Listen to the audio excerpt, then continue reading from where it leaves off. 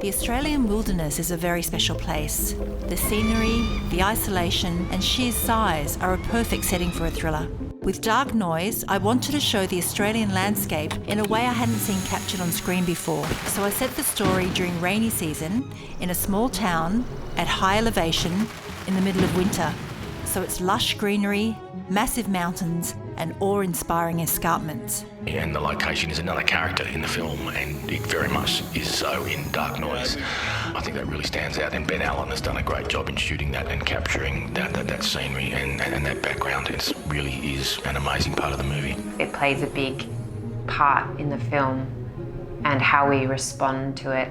It really helped, I think, bring us all into this very isolated story with all these unusual characters. Being a bit of a man of the land, I quite like getting out there in the bush and landscape and dealing with animals, especially when you're living in Sydney, in the urban city, to get outside of the city to shoot. The kind of alienation of the Australian bush, which is so unique to other landscapes around the world.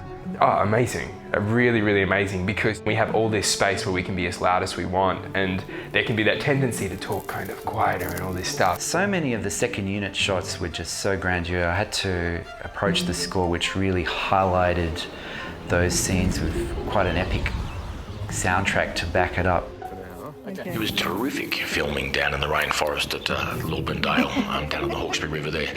Luckily, before the floods came through and pretty much would have decimated that whole area. It was a beautiful part of the world down there. Working on locations is really important. I've done a lot of films where it's been location work and stage work, as in like on a sound stage, and there's too much pretend for me on a green screen or in a sound stage, whereas when you're on location, there's kind of no acting required, and it's all like the scenery.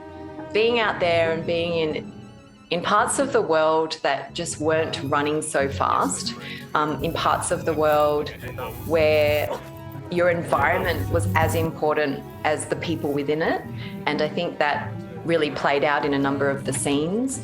And also just to have a vista that doesn't involve buildings, like to be able to look in a direction and not see another building or another group of people who are trying to get on with their lives separate to you, was such a relief. I think that's the best word for it. It felt like a relief to be in such a beautiful area, but it also felt quite relaxing in a way that I hadn't felt for a while.